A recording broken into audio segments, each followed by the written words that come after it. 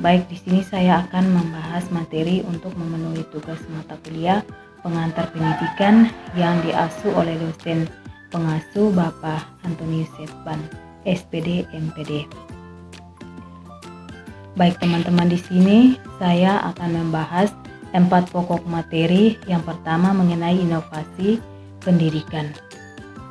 Pengertian inovasi pendidikan yaitu suatu pembaharuan di dalam pendidikan, baik menyangkut ide, praktek, metode, dan secara kualitatif berbeda dari hal-hal yang ada dan diusahakan untuk meningkatkan kemampuan guna mencapai tujuan dan memecahkan masalah pendidikan. Dalam inovasi pendidikan ini terdapat sarana-sarana inovasi pendidikan, yaitu guru, siswa, kurikulum, fasilitas, program. Ada juga prinsip-prinsip inovasi pendidikan, yaitu 1. Inovasi sifatnya konseptual dan perseptual, artinya bermula dari suatu keinginan untuk menciptakan sesuatu yang benar. 2. Inovasi dimulai dengan hal-hal yang kecil.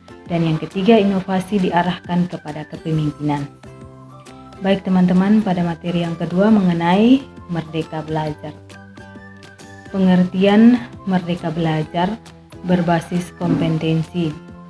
Merdeka belajar yaitu kebebasan dalam menentukan cara berperilaku, berproses, berpikir, berlaku kreatif guna mengembangkan diri setiap individu dan menentukan nasib dirinya sendiri. Sedangkan kompetensi merupakan kemampuan peserta didik untuk melakukan sesuatu yang baik, misalnya siswa mampu menyelesaikan tugas dari guru. Dan dalam merdeka belajar ini terdapat 4 pokok merdeka belajar, yaitu ujian sekolah berstandar nasional atau USBN, 2. Ujian nasional atau US, 3. Rencana pelaksanaan pembelajaran atau RPP, 4. Peraturan penerimaan peserta didik baru atau PPDB.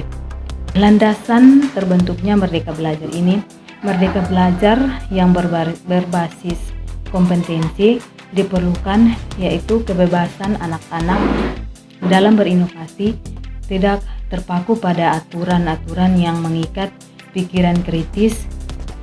Mereka berkolaborasi sebagai bebas sehingga mereka dapat memahami sebuah pembelajaran dalam pengetahuan mandiri, terampil, berwawasan baru, baik dari guru maupun di sekitar lingkungan. Yang ketiga, mengenai kelibatan keluarga. Kelibatan keluarga berarti kehadiran dan partisipasi dalam kegiatan sekolah. Ini mengacu pada upaya penasaran dari pihak orang tua dan orang lain untuk melibatkan dalam pendidikan dan pengembangan anak dengan mempromosikan perilaku positif dan memastikan kesejahteraan. Secara strategi diadakan untuk memudahkan hubungan antara keluarga dan suatu pendidikan. Ada beberapa strategi kelibatan keluarga di satuan pendidikan yang dapat diterapkan dalam pembelajaran jarak jauh, yaitu 1. Penyediaan akses bagi orang tua dan keluarga. 2. Home visiting strategi, artinya bahwa strategi kunjungan di rumah siswa. 3. Penyediaan pusat layanan komprehensif, artinya orang tua dan keluarga terlibat dan berkonsultasi mengenai pengembangan anak mereka. 4.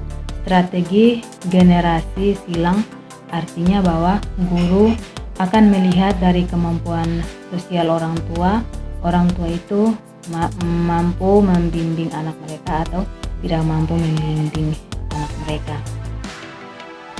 Baik, pada materi yang keempat mengenai strategi belajar campuran. Pengertian blend learning yaitu kemudahan pembelajaran yang menggabungkan berbagai cara penyampaian, model pengajaran, gaya pembelajaran, dan memperkenalkan berbagai pilihan media dialog antara fasilitator dengan orang yang mendapat pengajaran. Ada beberapa strategi pembelajaran secara efektif di era di era new normal, yaitu 1. Pembelajaran dalam kelompok kecil. 2. Pembelajaran secara home visit, artinya guru mengunjungi siswa di rumah dalam waktu tertentu. 3. Pembelajaran secara project base. 4. Pembelajaran secara online. Ada juga beberapa manfaat dari blended learning, yaitu 1. Efektif meningkatkan hasil belajar siswa. 2. Meningkatkan keterlibatan siswa. 3. Meningkatkan kepuasan siswa. 4. Meningkatkan partisipasi siswa dalam belajar mengajar. Sekian pembahasan materi saya. Terima kasih.